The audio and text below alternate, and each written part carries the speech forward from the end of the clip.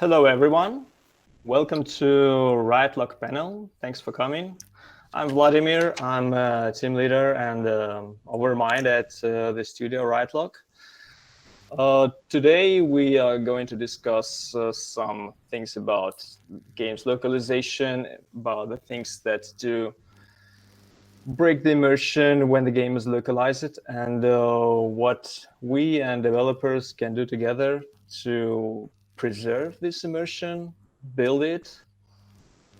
Also, we want to discuss the things about teamwork and how it also influenced the immersion in the final game.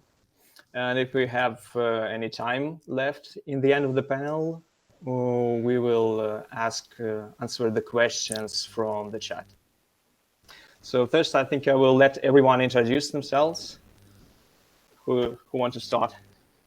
Sure. So, hi, I'm Tregay. I'm the producer for Evil Genius 2 at Rebellion. So we worked pretty closely with LudoNarraCon on the localization for Evil Genius 2. They handled all of that for us. Okay, I'm Ramon Mendez. I'm a translator, a video game translator for more than a decade. And I'm also a university teacher where we here at the University of Vigo, we have a specialized degree in video game localization, and it's our main topic of research. So a bit of work on this topic. Hi, I'm Eric Holweck. I've been a translator for some 25 years, and I'm in charge of French for LudoNarraCon. I hope you can understand me correctly. I have lots of small interrupts, so I hope the sound is coming out, is going okay. It's coming through good for us, Eric, so I think it'll be all right. Okay, fine. Okay. Because I can hear you, but only from time to time. I hope it's going to get better. All right. Okay, well, thank you. So to start, I think I would describe the problem as that is following.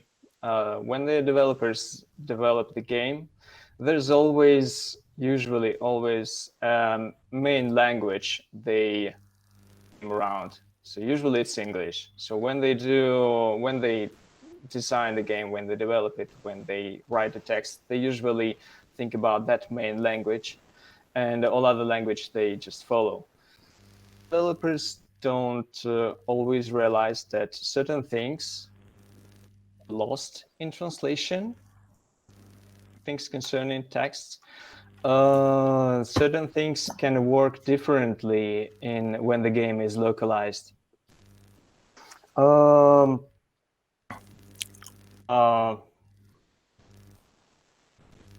Guys that are not English native speakers first, like what in your player's experience maybe, or localizers experience, is one of the main threats game immersion for localized game?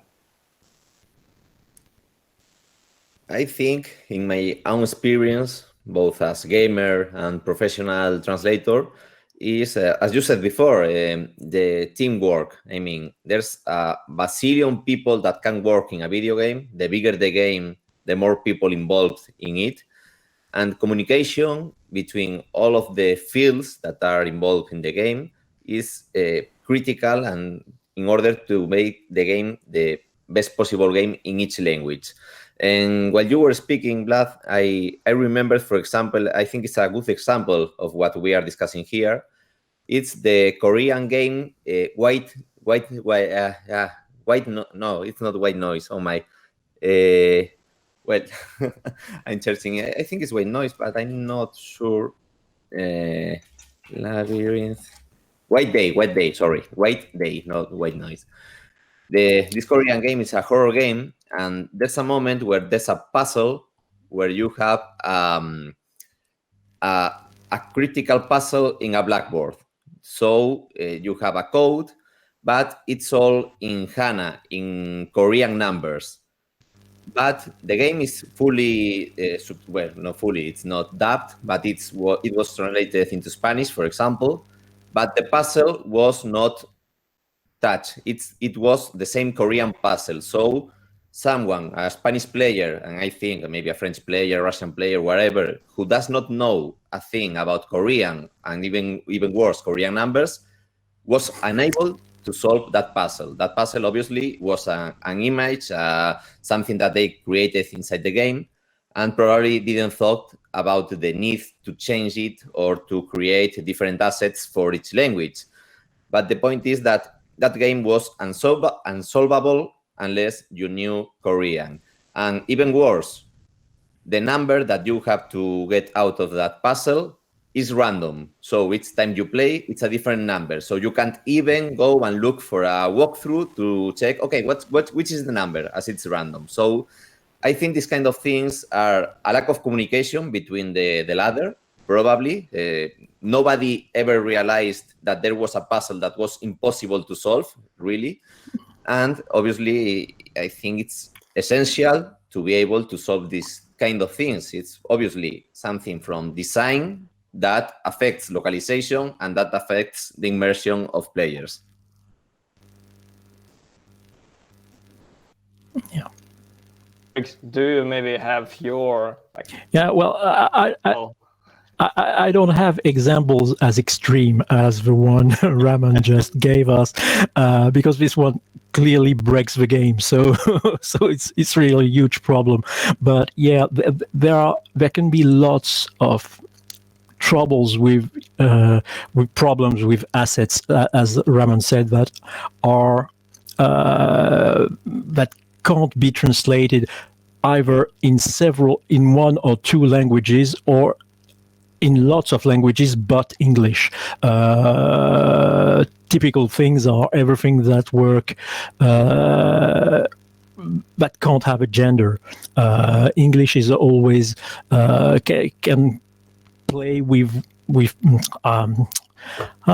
forgot what I was about to say. When you have genders, you must take them into account for your localization and so on. Otherwise, sorry, I think I got disconnected again. Oh, come on. Good?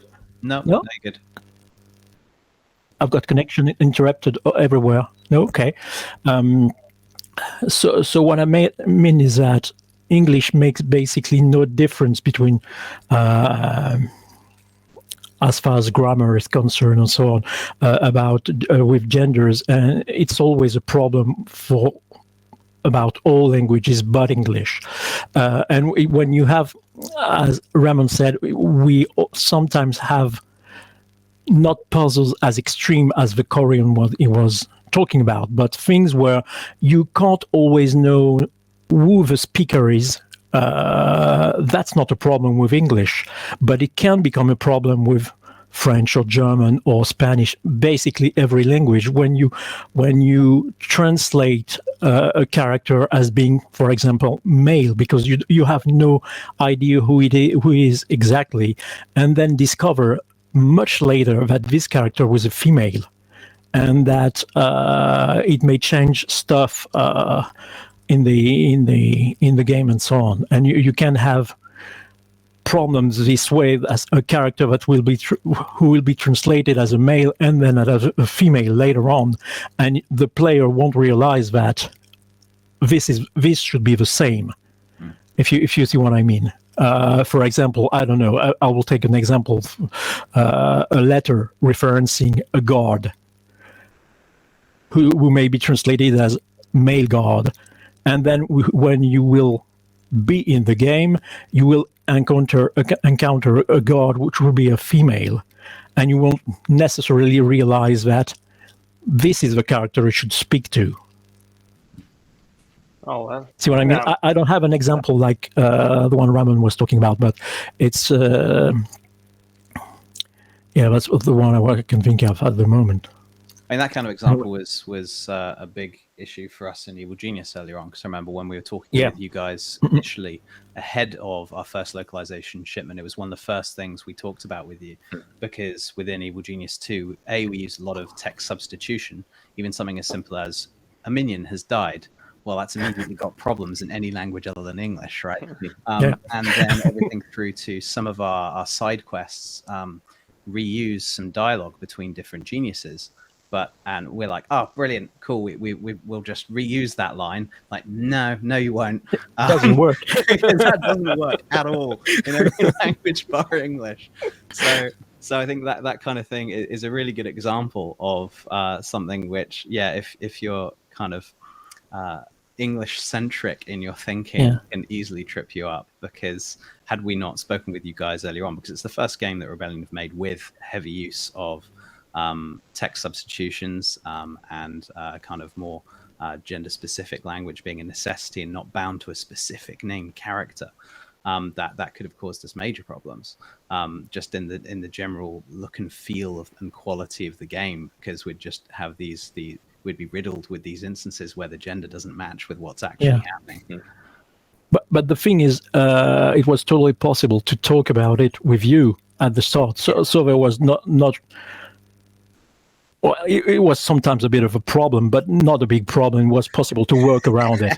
But there are clients with whom it's impossible to talk about this, and you just have to do what you can, basically.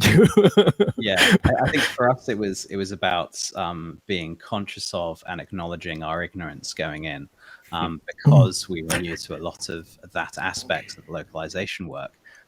It was like saying, okay, cool. So, I mean, the main reason I sought you guys out as a company was because of your reputation for localizing humor, which is something I've been conscious of because I grew up with kind of 90s JRPGs and stuff where localization wasn't quite right, and they had a reputation for quirky humor where the jokes don't quite land, etc. So I was aware of that going in. And Evil Genius 2 is riddled with puns and idioms and that kind of humor. And I was like, yeah, we need to make sure we've got people who are going to care about the localization and find equivalent jokes and idioms and puns that still convey the same meaning and in the right context. But the other aspects, it was a case of, cool, that's the bit I know about, but let's have a talk about how our systems are built going in and deal with the stuff that we haven't thought out before we get to that localization point. So that's my pro tip for developers, is just be humble and be aware that you haven't got everything right, and talk to your localization partners early. That preempted a lot of the problems that otherwise would have caused us major headaches down the line. And there were still, of course, things that we'd missed that we were able to then work with you guys through that process. But front loading a lot of that stuff earlier than we otherwise would have been thinking about localization was extremely valuable. Speaking about it, Evil Genius, I don't know what the guys think, Ramon and Eric, but I felt that it wasn't that riddled with puns and humor. At least it's not that as we expected before we started the project. Because in the end, we managed to do something with it. It's not like that some developers, they built the whole game around the wordplays and puns. My favorite example is the game called Knights of Pen and Paper 2, so Pen and Paper 1, but the whole game is pop culture to geek culture to all RPGs to all classical movies and everything, and every name is a wordplay around some original name, and it never works in translation. So when developers do games like this, and when they heavily rely on that kind of humor and that kind of references as a part of gameplay and writing, they should be prepared that this will not work in localization. Some of these puns and references may be substituted and replace it with something local, understandable for local culture, but it'll be lost. It's actually like you can be a super good translator, but you cannot replace something that for example, is known in that very region of USA, and because it will be out of place and it will not work. So how do you go about tackling that kind of game where all of that humor and colloquialisms and idioms are really embedded into it? Do you have to kind of just have a very frank discussion with the developer and go, look, we need carte blanche to just rewrite effectively most of the narrative to make it work? Yeah, that's more or less the thing. But there's usually the problem of the context, It's not just as easy as saying, okay, we are rewriting everything, but we also need to know when each thing happens.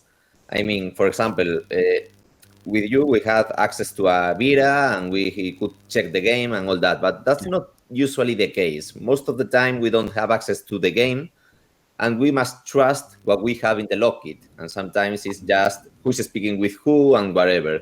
So in this kind of games based on humor, it's like, okay, they are making a pun, but what is on screen? Because I can rewrite the pun, I can try to do a similar pun, but probably it won't make sense in the context. For example, maybe in translation, just with plain texts, doing a joke about a tennis ball, for example, makes sense in the text. But then you go and check the game, and in the context, they are talking about a football or a basketball. So that information is really important. So in those games, obviously, first thing is usually approaching the developers and saying, okay, we have to rewrite everything. Please let us know where is the limit. What can we change and what can't we change? And secondly, please offer us as much context as possible for each joke. What you intend to try to do with this joke? Is it really important to maintain the joke, or can we change it freely? All that kind of things. And I remember, for example, a game. I don't know if I can really say the name, so I'm going to avoid it. But they didn't want, for example, to translate the characters' names. It was a game. Every sentence was a joke, a pun, whatever. But they didn't want to translate the characters' names, even if those names were already, all of them were already a joke. But we say, okay, it does not make any sense with the game and the translation we are doing, but your game, your orders, your rules. And in the end, they started making conversations in the game, in the dialogues, where they made puns with the game, with the names. So we reached a point where we couldn't make any pun in Spanish with an English name, with an English name that was a pun itself. So we had to convince them, go back to drawing board and say, okay, we can't translate this. We need to translate the names or completely delete this dialogue because it makes no sense to translate maybe to 200 puns on names with English names that we couldn't find an equivalent that makes sense, an English term with an Spanish term to make a joke. And thankfully, they listened to us and we could change the names finally. And that's, I think, that benefit the game to be able to have these conversations and as said before, being able to say, okay, you want this, we can try, but there's this breaking point where we can't go any further. So let's try to find a solution between all of us. Yeah, I can add that in terms of references and jokes, it's not always about translating every single joke, but in discussion with developer, you can, whether it's important that very joke or you more need to convey the overall meaning, overall impression and feeling of the game. It's similar to, for example, localizing accents and some historical ages into in the target language. For example, we worked on a game. I think it's featured on LudoNarraCon too. It's called Dance of Death, and it's a game about basically Victorian London, and it has a lot of colloquial phrases that were very typical to exactly Victorian London. And finally, the developers asked us to transmit somehow this, to convey this into localization, but there is no such thing as, I don't know, sailors slang of Victorian times for German or French. It's just absent. Doesn't exist. And if you try to fake something, this will, or I don't know, use the slang of someone else from Germany of those times, you will not make better for the game. You will actually make more conflict of ages, conflict of different writings. So the thing here is more just to convey the overall feeling and impression, so that people, characters speak an elevated language. They use maybe some old words from your native language, but they don't necessarily repeat all the slang, and they don't, I don't know, use some peculiar wordings that Victorian age, for example. So it's more about, in the end, it's more about convening the impression, because in the end we need to reach that immersion, so that the game and its characters could be relatable to players, and they could. True. Characters are believable, and the world is believable. So how much of an added hurdle is it where those lines are also have full VO, but the VO isn't localized? Because I totally get what you're saying. Like, you can't necessarily convey every single joke in every single language, so you've got to pick and choose your battles effectively, right? But if you've also got the say the original English VO there, and you know that going in, how much of a hurdle is that? Or is it just a case of players are fairly accepting of that at this point, that the VO might diverge fairly significantly from the subtitles?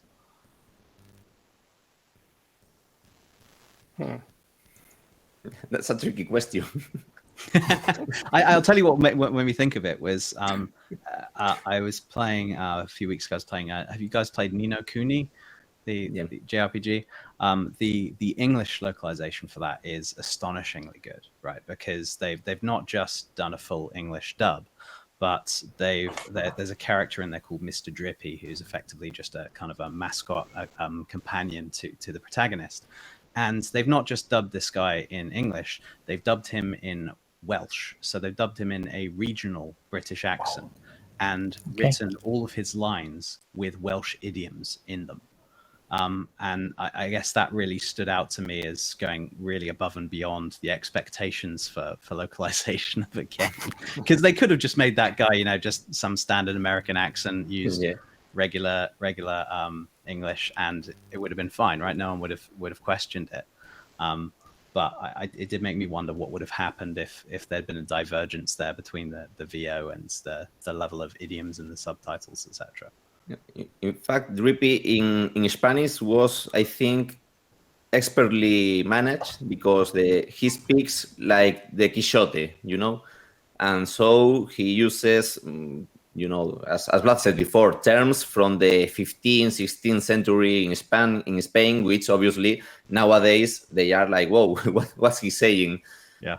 And that was kind of cool. I think it worked. But that's probably...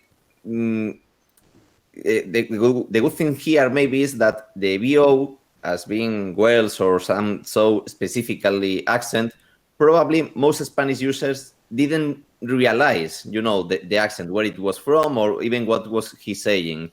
So the subtitles here probably didn't suffer that much. Right. But for example, no, it's true that, for example, in Final Fantasy games, I think the subtitles are translated directly from Japanese to Spanish, but the VO stays in English. So there is a more noticeable difference, because usually English translations are rather free. I don't know how to say it. They differ quite a bit from the original, be it Japanese, French, Spanish. They tend to change it a lot. And many users usually complain about the fact that VO in English says one thing and Spanish says another different thing. But obviously, a normal user doesn't even know which one was the original language. I mean, the Spanish translation was translated from English or from Japanese. They don't even question that. And it obviously is something that breaks the immersion, that makes you think, okay, I'm playing, there's something that's bringing me out of the game. There's something that shocked me here. And obviously, I'm speaking with characters maybe that they are not so specific with the terminology or whatever, but especially, for example, the summonings or the magic attacks, maybe you say shield breaker and in Spanish says another different thing, like, I don't know, punisher of shields, whatever, And that's usually a typical debate on social networks when something like this happens. And it's like, not just probably developers, but we should also let users know what we are doing. I mean, they must know which are the hassles and the hard times we can have translating and localizing a game, and be aware that maybe if English and Spanish are not the same, maybe Spanish was translated from another language. You should not compare directly from the VO, especially when maybe, for example, I don't know, maybe a Spanish game or a French game only has English VO, not even Spanish or French. So it can be, I don't know, but probably misleading for players. And then we have the complaints that, okay, translation is not good because English VO is saying another thing. And in the end, this is a problem that probably affects everyone in the process and probably affects even the game itself. And I guess as soon as you've got... Sorry, go ahead. No, sorry. As soon as you've got two quite divergent VO tracks and they're both available in the game, for want of a better expression, you guys are kind of screwed, right? Because if the player can choose either of those audio tracks and they might be bilingual in any or all three languages, then they're going to see a divergence whichever you choose to localize from. Right? I think the easy answer would be for developers to just dub the game into each language, into every language, so that, because there's another problem with dubbing the game in each language. The gender issue becomes much more problematic. No, but I guess it's the same in your languages, guys. But there are words in French, lots of them, which get written differently, of course, whether they're male or female. But you have to dub them differently too. Which means that the game must be basically dubbed twice. Which is much more expensive and so on, or the translators must endeavor to avoid every possible gender issue, and sometimes it just doesn't work. And you can do it, obviously, but you have sentences that either don't mean, I'm not going to say don't mean anything, but players are going to see straight away that this is a bad translation, because there's no way someone would say something like that, and the translator just had to translate it differently so it would work while being dubbed. So dubbing is a double-edged sword for us. I mean, it would be better if all the games could be dubbed, but it's easier for us when they aren't. Yeah. Well, we always will have players who know a little bit of English or other language, and they will always find the differences between original text or dubbing and the final translation. And every time they find some discrepancy, they shout that it's wrong translation. It's not word by word as original, and so I think it's part of localizers' work to educate the community and audience about actually what does localization mean. It's not a word by word translation. It's more convenient the feeling. But if we ever see a bright future when the games are dubbed into all languages, I don't mind it. I'd love to do it. It's not cheap, but I'd love to do it.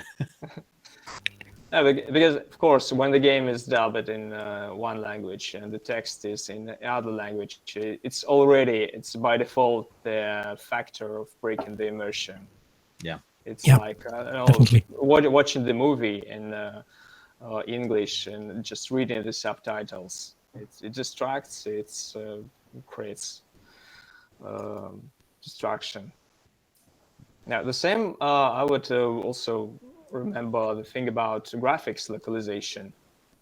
I don't know. I get a feeling that currently developers, they just avoid using text, bake it into textures or anything in graphics, because this would mean they would need to translate it or not. Ash, do you feel you just specifically avoid using texts, baking texts into textures or something? Or Yeah, just... we absolutely do. Yeah, no, we specifically make a Well point done. of avoiding it. For those of you who are keen-eyed playing Evil Genius, if you look at any of the signage in the game, then from a distance they might kind of look like English characters, maybe. But if you move the camera in close, you'll see we've used shapes to give the indication of potential English words, but actually that they're not. So we've avoided using any kind of textures with actual language on whatsoever. Just kind of get that impression that there's some kind of text here, but it could be anything really, specifically to avoid the issue of localized textures. We'd love to do it, of course. We'd love to. That's the ideal, right? Is now we use as many as we like, but we have them all localized into every language. I think Evil Genius shipped in 11 languages, so 11 for now. But yeah, it makes our lives more difficult. It makes your lives more difficult. And yeah, in most cases, it's really just something to be conscious of and try to avoid. No, especially going back to humor games, specifically, I was thinking about those games where maybe there's a poster or a panel or whatever that the character reads, but in the subtitle or in the text, the character says, be it VO or just a box text or whatever, they continue the joke that is present on the poster. Yeah. But the poster is not changed, it's not translated whatsoever, and you as a translator, even if in the case I was saying, if you don't see the game, if you don't know what's going on, you don't even realize that you are just translating the second part of a pun. And then obviously a player reaches that point, sees a poster, for example, the player doesn't know what it says, and the dialogue does not make any sense, just as a random dialogue in Spanish. Maybe if we knew that was a poster and that was not going to be translated, maybe we can go with a longer explanation, maybe quoting what the poster says or whatever, and try to fix the joke on our own or whatever. But again, that's maybe sometimes some lack of communication. And I'm totally in for, obviously, as avoiding any text whatsoever in graphics. Or if you go for graphics, and I find it really interesting, it really improves the game and the immersion, having the text on the background or whatever. If you do that, maybe don't do it a graphic. Do that text changeable, that you can fix it or change it in different languages in an easy way. Not just in humor games. I remember, for example, the Dementium games from Renegade Kid for DS, that you had the typical horror messages with blood in walls and whatever, and those were translated, and that was really nice, because you were in horror, playing at night, whatever, in the dark, and seeing the text directly without a subtitle or any other thing that might take you from the experience of the immersion you are having in the horror game, I think it really improves the game. But obviously, I'm totally aware that if you have to do graphics for 11 languages or whatever, it's a huge task. But I think maybe trying to go with graphics that are easy to change the text. I don't know. Mm-hmm. I mean, at risk of stating the obvious, but of course there are some times when actually it's totally fine. So if your game is set in, in Italy, for example, then it would be a bit weird if you localized all of your signage into English, provided you have a means. Sure. If it's player-facing information that the player needs to understand, then then you probably do want to give it subtitles or some other way to convey that to the player. But yeah, if you're just walking through, 19th century Italy and all the signage was in English, not quite right. That would break significantly.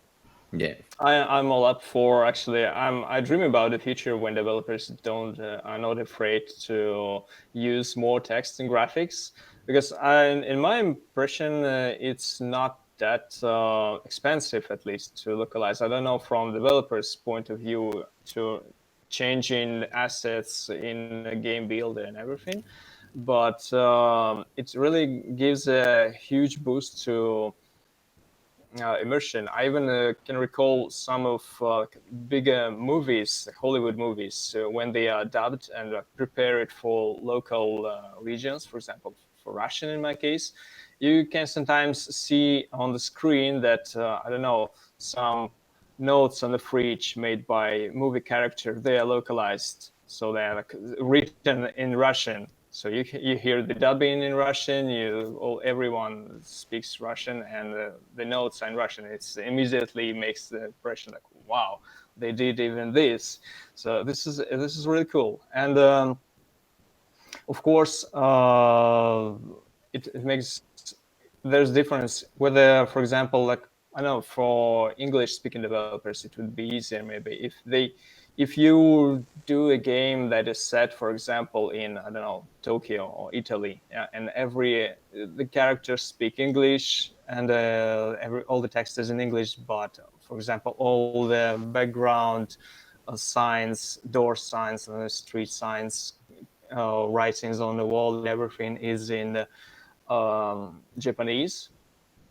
It's like natural, because the game is set specifically explicitly in Japan. But imagine if the story takes place in some undefined city or undefined location, and the characters speak English, the characters write in English, all the interface is in English, and everything in the game is still in Japanese. That's pretty weird, and this is actually the impression that all the non-English players get when they play the localized game, where English assets remain in English. So yeah, exactly.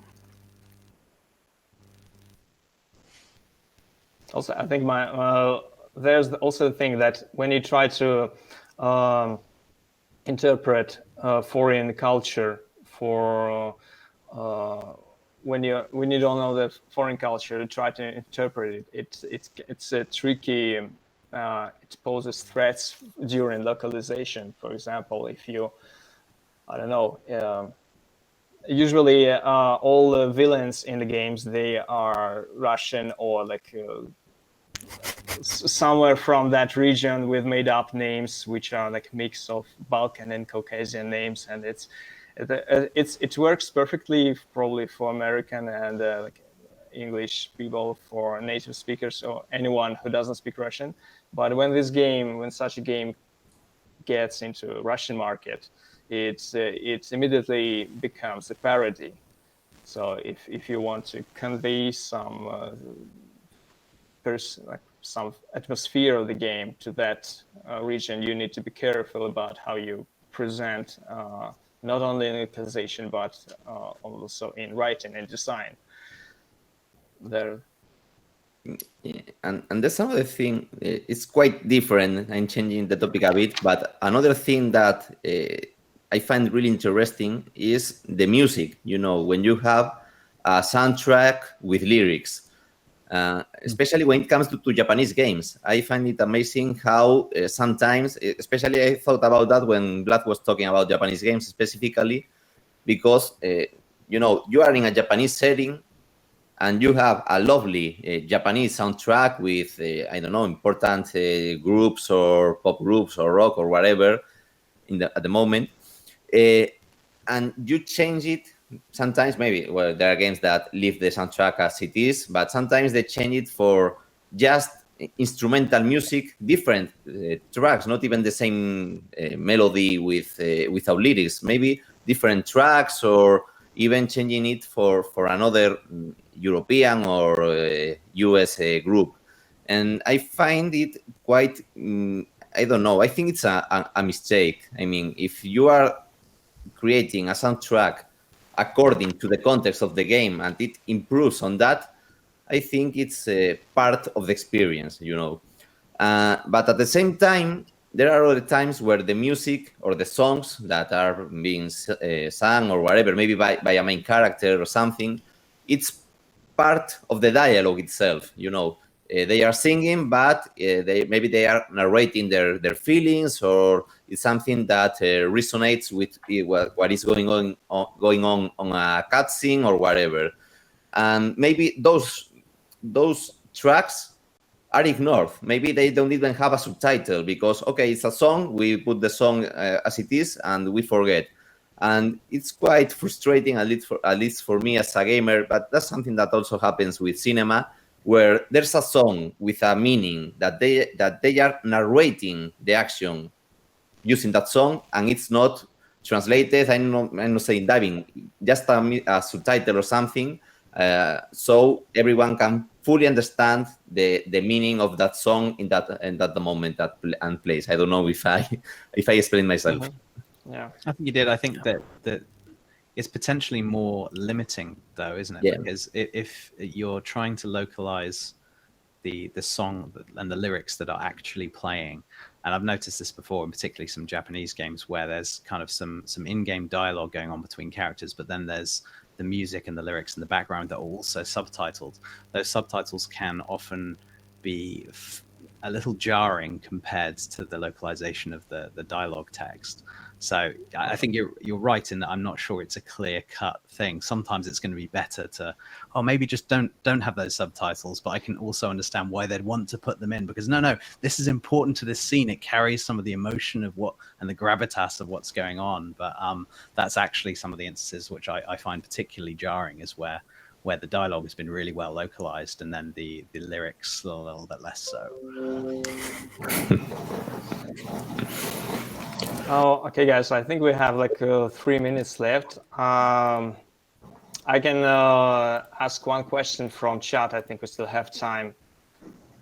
And saying it in advance, if we are interrupted and if the audience has any questions for us, for Ash, about localization, you can join, ask it on our Discord. There's a link on Steam sales page leading to our Discord. Ramon, Eric, me, I don't know about Ash, but the rest of WriteLog are there, ready to answer your questions.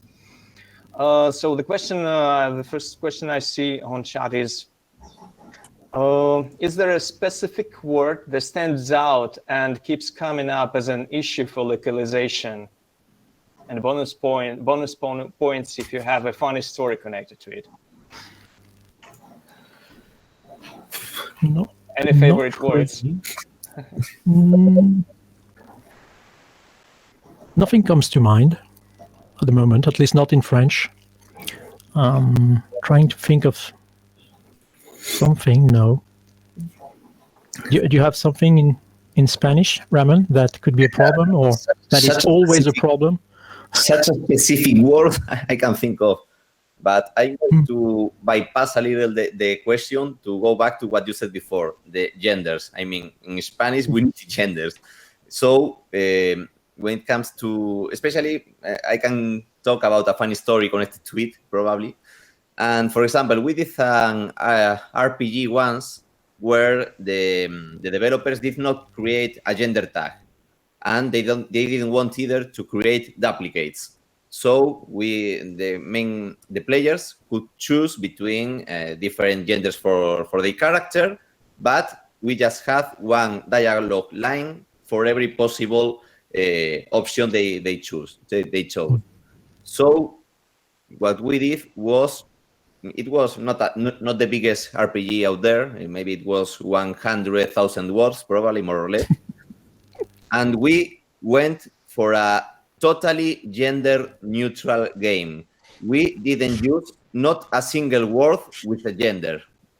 Not a single word. That fortunately it had big text boxes, so half of the game, half of the dialogues are twice as long in Spanish to create a shortcut, a long cut probably, to avoid the gender. For example, the word champion. So in Spanish we need gender. Champion is male or female, and we created a new term. We use a 17th century term that was not very used, and we avoid every determinant article or whatever. So instead of, oh, you are the new champion, we needed a gender for new, and for and champion.